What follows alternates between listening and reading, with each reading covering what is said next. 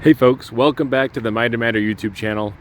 After 50,000 miles rolled over on the odometer on my 2022 F-150 Lightning Lariat extended range, I figured it'd be worth to do a 50,000 mile update on this truck and let you guys know what I liked and didn't like about this vehicle. These trucks are getting cheap. I think more and more people are going to be considering these electric trucks on the used car market especially. And so this video is a great way to learn more about the trucks and figure out what's the right truck for you, whether it's one of these, another competitor EV electric truck, or something else completely different that's not a truck at all.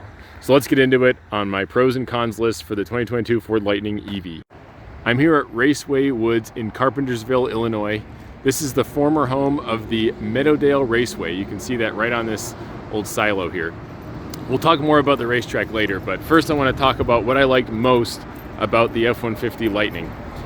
My first item on the pros list is the commonality it has with the gas F-150. As you can see, this looks very much like a regular gas F-150. Most people wouldn't even be able to tell, and they don't know when they see it, most people, that this is an electric truck. I think that's a plus. I like to be a little stealthy with some of my car choices, and this blends in the traffic very well because they've sold millions and millions of F-150s around the world. Another benefit of having a similar truck to a gas F-150 is the cab is pretty much all the same. So if you need a windshield, doors, interior bits, door handles, etc., it's all pretty much the same as the gas F-150. In fact, the leveling kit, which I'll talk about later on the front, that uses gas F-150 parts to level out the front and raise the front a little bit. Anything related to the cab, pretty much, except for the screen in the middle probably, is similar to the F-150 or the same as the F-150. My topper on the back, I've had 3 toppers on this truck for reasons I won't bore you with, but the topper is just exactly the same as the F-150. The bed dimensions are all the same, and that's a huge plus for me. There's lots of benefits with the GM trucks and the Rivians and so on, even the Cybertruck, but a big benefit, and one of the reasons I like the F-150 is commonality with the regular, hey, there's one right there, is the commonality with the gas F-150. And overall, I just really like the looks of this truck. I like old trucks. I don't know, of all the EV trucks, this one looks most like a 90s F-150 or 90s Silverado. Doesn't say much. They all look very different from those trucks, but it's blocky, it's square, it's old school, it's simple and dumb looking. And I really like that it's just, in terms of EV trucks, it's the simplest and most basic looking one that there is. And like I said, it's nice to be able to blend in the traffic with my EV truck. Speed and the power. You guys have probably heard about this before. It has 775 pound-feet of torque. I think it's something like 575 horsepower on the extended range truck. Crazy amounts of power. Even though it's heavy, about 5,800 pounds for the Lariat, it doesn't seem to matter. The truck just goes. At any speed, it just takes off. There's wheel spin in the front if you want it, or if you roll into the throttle, it's even faster and it reduces the wheel spin. So I just love the ability to just take off and go at any point, at any speed, and it just always has plenty of power. Which leads me to another thing I like about this truck is its towing capabilities. It's rated for 10,000 pounds. I've got the optional max towing package, so 10,000 pounds towing. I've towed a few things you've seen on this channel before, and it's done great. Okay, yes, you have to stop and charge more often. That is a pretty big downside. But when you are towing, when you're not charging, it does a fantastic job in staying stable, planted, giving you the confidence that the brakes and power and stability and chassis strength are all there. And it's a great tow vehicle. I'm sorry, I know you have to charge a lot, but it's just a great tow vehicle, period. And I would not want to tow with a gas truck. I just hate the shifting and the transmission and engine revving and strain on the drivetrain and stuff. I just really prefer EVs for that. Unless I'm going across the country, then I'd probably rent a gas truck. Related to that is just how smooth and quiet and refined these trucks are. They're so smooth and quiet, I'm just blown away with how comfortable they are to drive. Not only is it basically silent, not only is there no vibration, the seats are comfortable, it's roomy in the interior, both front and rear. It's a perfect road trip vehicle. Okay, you still have to charge on road trips, but just driving around like I am here in Chicagoland today, it is not, there's no reason to get a luxury vehicle, a so-called luxury vehicle, when you've got you know, my F-150 Lightning Lariat. It's super comfortable. The seats are awesome. No matter how long I stay in the seats, they're still comfortable. And there's tons of leg room. I'm 6'5". There's tons of room in this thing. The kids in the back, they love having all that room back there. It's just a massive back seat, super wide, lots of leg room, lots of knee room.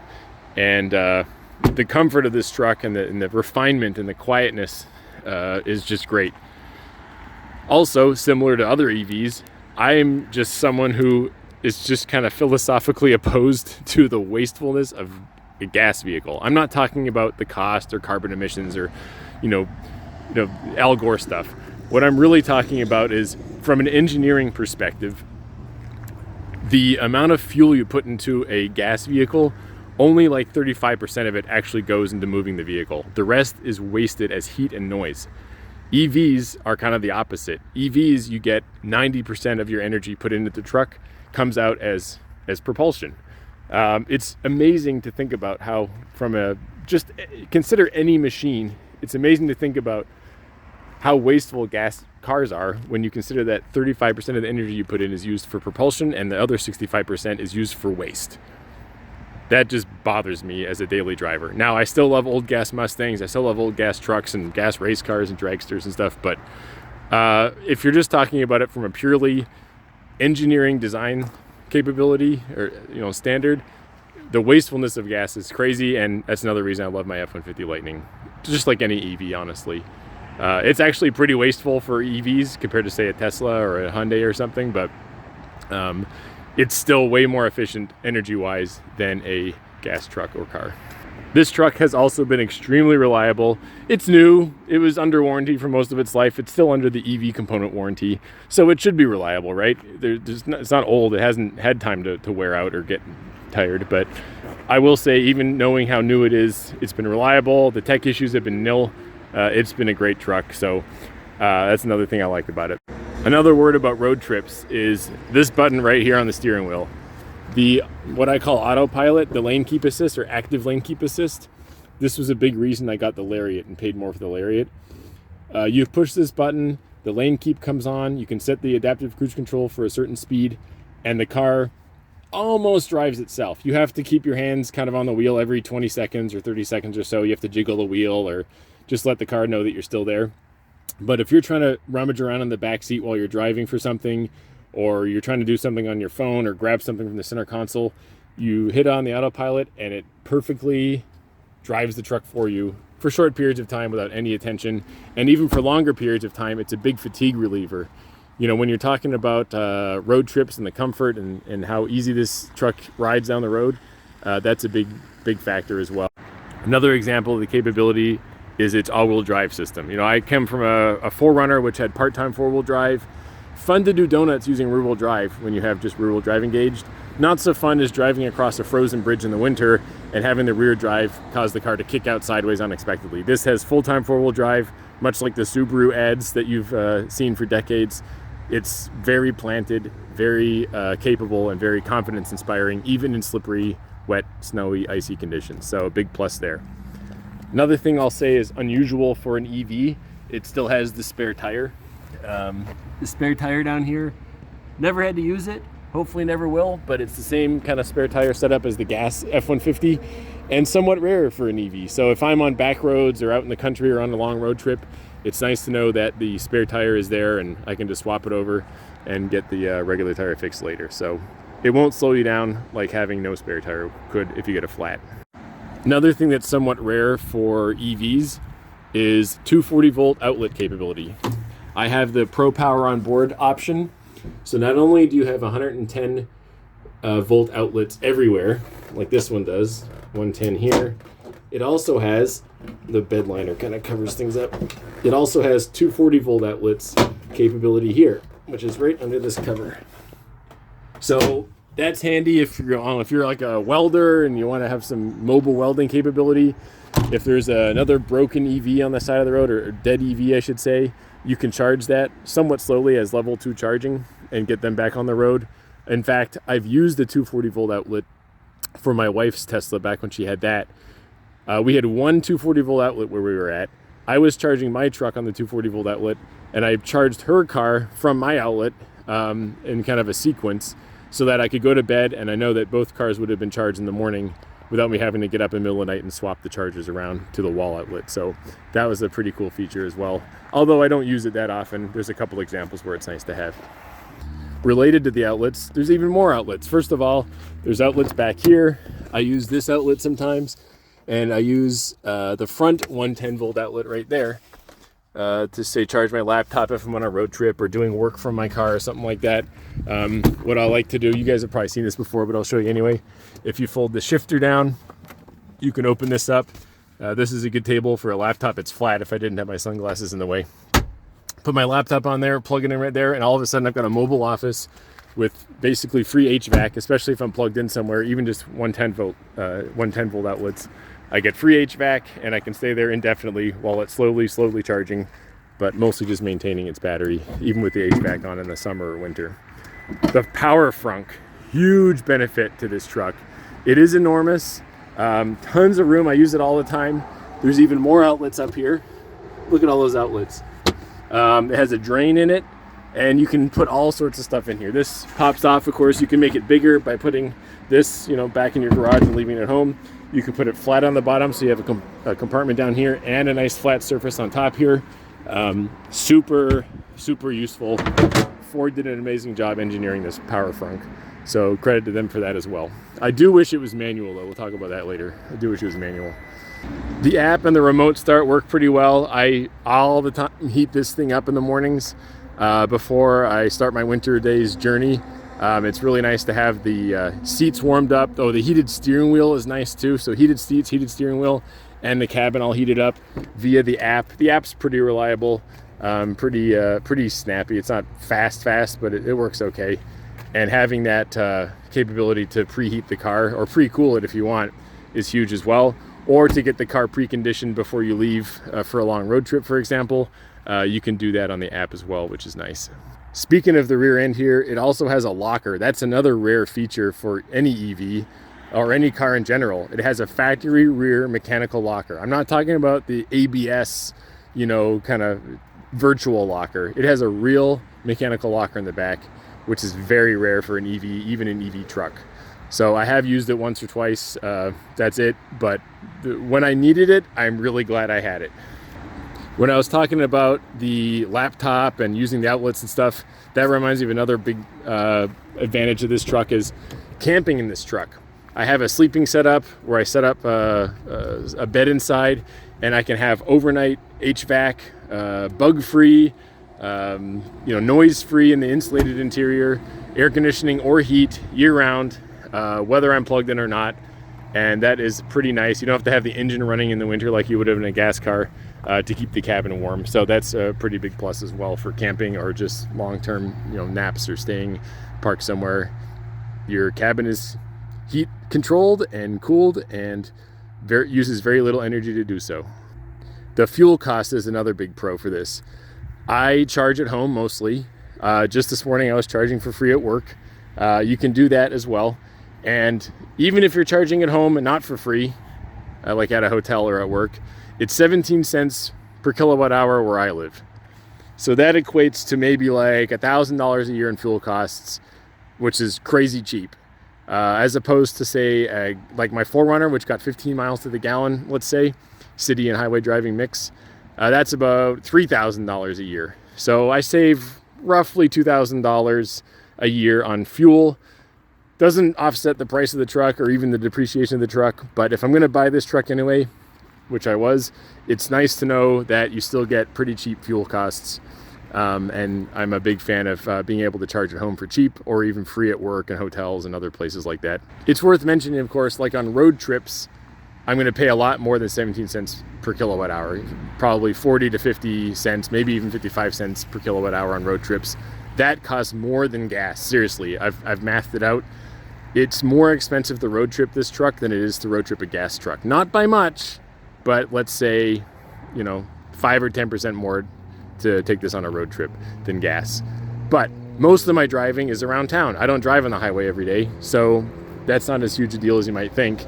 And to me, it's still worth it. But 99% of my trips are around Chicagoland, I can come home every night and charge, and it's super cheap. Like I said, about 1/3 the cost of charging a gas truck or fueling a gas truck. So that's a big plus as well. All right, we're down to the last two pluses. I want to thank Ford as the second to last big plus. Ford has been nothing but supportive of these trucks, both on the forums where they have actual Ford employees responding to us on the F-150 Lightning forums, providing us with details on upcoming OTAs, over-the-air updates, and providing the updates at all. For example, updates to Android Auto, which is a huge plus. I love Android Auto on this truck. Adding in charger capabilities and other road trip capable features to Android Auto via Ford has been a huge plus. And maybe the most tangible example of all of Ford's commitment to EVs is the adapter that they sent to everyone who owns an EV for free. They sent me a Tesla fast charging adapter. Even though I bought this truck used, every EV owner got a free level 3 adapter to charge on Tesla Superchargers. In the mail for free, no shipping, no taxes, nothing, completely free, which I thought was amazing. And then they actually sent the second one when the first one they said was deficient. So that's 2 adapters they sent me for free, completely free of charge. And that shows a commitment and dedication to EV owners and the EV cause, if you will. I was really impressed with that. Another thing related to that, the Supercharger access in general. Ford was the first ones to get Supercharger access to Tesla Superchargers for non-Teslas. That took some probably unusual negotiations with Elon and Jim Farley. And so I want to thank Jim Farley and the Ford company, all the people that worked on that personally, because that was a huge plus. I'm really impressed the fact that they did that, for us. So what can I say? Jim Farley is probably my favorite CEO right now. And an example of that is this adapter thing. So thanks to Ford, thanks to Ford and thanks to Tesla for this free adapter. Another thing I like is this phone slot right here. You stick your phone right in there. I can't do it right now because I'm holding it, but this phone slot is the perfect size, place, location, and purpose for the modern, smartphone, if you will. And I think that was a cool feature that they had added. So credit to Ford and whoever came up with that. That's the same as a gas one, by the way. So that's cool. Okay, I've gone on long enough with the likes. Let's talk about the bad stuff. One thing I don't like, from the factory, this thing has a pretty gross rake, meaning the nose of the truck is lower than the back. It's angled down. I'll insert a picture and I'll let you know what I mean, because it just looks horrible. I know I'm guessing they're doing it for fuel mileage or maybe crash testing or something like that. The gas ones, by the way, are the same. It's no different between the gas and the electric, but the rake is horrible. It looks like a wannabe dragster. It's just so dumb. So I'm sure there's reasons to do it, but I hated it. So like I said earlier, I got the Rough Country 2-inch leveling kit for the front, just basically plastic hockey pucks. I've got an install video for it if you want to see it on my channel. And that made it much more level, much more old school looking, and much more typical of what you'd expect with a truck. So no thanks on the rake, and I'm glad it's gone. The UI is another complaint I have. When you fire up the truck for the first time in the morning, it is pretty sluggish. Like, it's annoying how sluggish it is. Okay, it's a computer booting up. Maybe this is normal, but when I get in here and I push go, it's kind of slow. So like, let's say there's this startup period. Let's say I want to, this thing's kind of slow. This is always kind of slow, the HVAC stuff. It's kind of slow to respond. Look there's a pretty big delay here. I'm not a fan of that. I wish that was faster, especially at startup. And then the other thing that I don't like is, at least as far as I know, to turn off the HVAC. Let's say I just want to have no air conditioning, no heat, nothing. As I understand it, you have to hit the fan button and then swipe this down, which is kind of annoying anyway. It's two hits or 2 motions to do that, first of all. Second of all, it's really, really sluggish. So let's say you get in the truck in the morning. Previously, you had the AC or heat blasting, and it comes on full blast. You're like in a panic. I want to turn it off, but you're waiting for the UI to catch up and warm up and get going and boot. and it just takes a while to turn off. So I wish that was faster and easier to do. While we're in the interior, I'm used to having what I call oh crap handles, except not oh crap. Right here, I love just resting my hand on there as I'm driving down the road, stretch my arm a little bit. They don't exist. You can't get them on the F-150 Lightning or any F-150 of this era. There's these ones, which are decent. It's like a silver metal, I guess. But I'd really rather have actual handles right here. Maybe it's the airbags that interfere with that. I don't know, but I miss having those. So that's another thing I don't like about it. Oh, and back to the interface. The updates I mentioned earlier, they do come. You know, Ford is good about updating us and giving us upgrades and stuff. But what I don't like is they're a little, I guess, slower than I would have thought, or they take longer than I would have thought. For example, the Android Auto updates that have come have been great, but it took them a while to get the Tesla chargers into the interface, and I wish that had come a little sooner. So as you're road tripping and you want to see, like, hey, I can charge on Tesla now. I've got my adapter free from Ford, thanks. And I'm going to try to charge on Tesla charging on my road trip. It took months to get those Tesla chargers put into the Android Auto interface. Maybe just for me, maybe I'm on the tail end of all the updates, but others on the forums were talking about it too. So I wish that some of these updates were a little faster. And I'll always take an update, like as long as it doesn't brick my truck or anything, which it hasn't yet. But I'd love to have more updates, just even if it's just funny, like entertainment type, entertainment, like fun stuff. Like, YouTube, or they added karaoke earlier. Even if they added just karaoke and stuff like that would be fun. So anyways, not a huge complaint, but I just wish it was maybe a little faster and maybe more of them. This one I kind of hit on in terms of a positive, how big it is. It's roomy, front and rear. It's got lots of room in the front, lots of room in the back. Lots of storage. I didn't really talk about that. Storage in the front, storage in the back, cubbies. Center console's huge. Extra cubbies on cubbies on cubbies. So that's cool. But the downside, of course, and then lots of storage in the bed, of course, because it's a pickup truck. Even if it's got a short bed, it's still a huge pickup truck. The downside, of course, is how big this truck is. I can't have both, right? But it is huge. It's got a long wheelbase. Turning circle's not that great. It's wider than it needs to be. It's longer than I need it. I wish they sold like a Ranger-sized pickup truck. Or, better yet, an Expedition EV, but that's asking too much. So anyway, the size is a little bigger than I need. Maybe the new T3 electric pickup truck that Ford's been teasing, maybe that will be a better size for me at least. But of course, I don't want to compromise the interior space. I like the interior space and all the storage and the frunk size and the bed size. I don't know. Maybe what I need is a not pickup truck. It's a tiny, tiny bed on a huge cabin and a smaller overall size. Maybe that would be the best for me. I did mention how reliable this truck was, but I do want to point out one thing that's been like this ever since I bought it. It's fine now, but this often takes a couple of hits. See, it doesn't always release on the first try.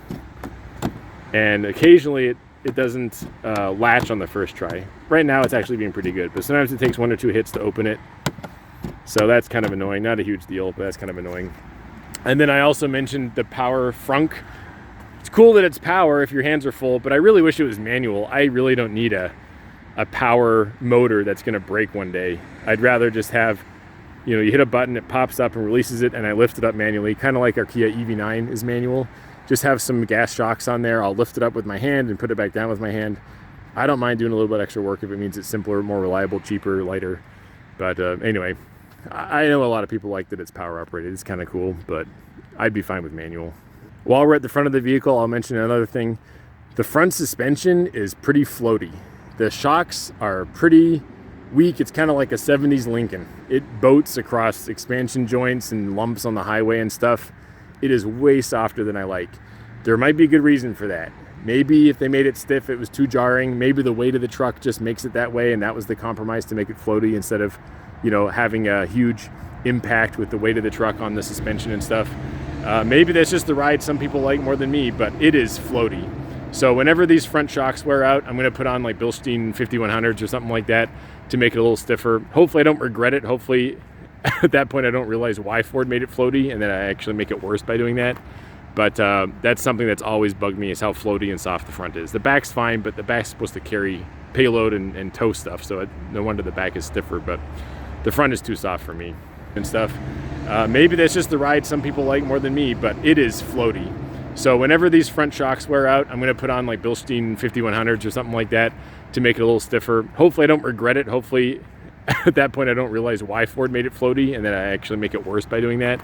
But that's something that's always bugged me, is how floaty and soft the front is. The back's fine, but the back's supposed to carry payload and tow stuff, so no wonder the back is stiffer, but the front is too soft for me. Another thing I wish this truck had on the con side, this sounds crazy maybe, but I wish it had the gas option of a 3-row seating in the front. If you get like a base model work truck on, I think, a 2020 or so F-150, maybe a little older than that, you could have 3 across in the front. In fact, you can unbolt this, theoretically, you could probably unbolt and take apart this whole center console, go to a junkyard, get the 3rd row or the 3rd seat for the front, and have a 3-row seating, but you got to do something with the charger. Or sorry, with the shifter.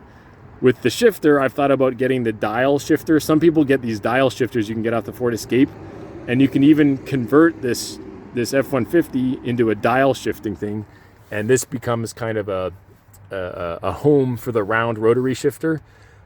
I'm not doing that. A lot of the gas F-150 owners have done it. I thought about doing it. It's not hard, but I'd still have to find a place for the dial, like maybe mount it on the side of the steering column or down on the floor or something. And then that would free up the space I need to have a bench seat, not a bench seat, I guess, but a 3-row seat capability in the front, which would be pretty cool. But that's probably a pretty fringe dislike of the truck. I'm guessing most people don't care or want that, but I do like the fact that it would allow me to have 6 passengers, which is almost like a 3-row vehicle, almost like the Expedition EV I want. But I'm not there yet. Maybe when the truck becomes less and less valuable, I'll do weird stuff like that. All right, well, I think I've been talking long enough. You get the idea. I'm at 52,000, I think 250 miles by now. And those are some of my thoughts on what I like and dislike about the F-150 Lightning.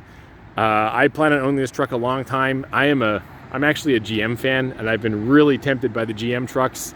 They've got the mid-gate capability. They've got one unibody, so you can put campers on the back and stuff like that and have access to the cabin and stuff. So I'm tempted by GM trucks. Then again, you can't really put a slide-in camper on the GM truck. They've got the B pillar right there, C pillar, but I digress. As much as I love the GM truck and the fast charging and the big battery of the GM trucks, every time I look at them, I just end up wanting to keep my F-150 Lightning. The amount of content that you get for the money is so much better than the GM trucks. You're paying for a huge battery with the GM truck and a lot of development and R&D and custom parts that are only available or made for the Silverado or for the GMC Sierra EV. This one you get some, I guess, slightly cheaper pricing on, you know, common parts like the windows and doors and things like that. And so the price ends up being cheaper. So that means for the same money, you get more features on the F-150 Lightning, especially the Lariat, than you would on the GM trucks. So things like that have kept me in the F-150. But, you know, one day I'd probably switch to a GM truck, maybe 5 years from now or something like that when they get cheap. For now, I'm really happy with the F-150 Lightning. I would absolutely recommend the F-150 Lightning to anybody considering any EV, any truck EV potential buyer. Huge fan of this truck. It's been the best vehicle I've ever owned. And I'm really, really happy with the truck. I would absolutely buy another one if this one got wrecked for some reason. So thanks for watching. As I close out this video, I'm gonna check out this cool Sprinter van that just pulled up. Look at this nice camper van coming to the Raceway Woods.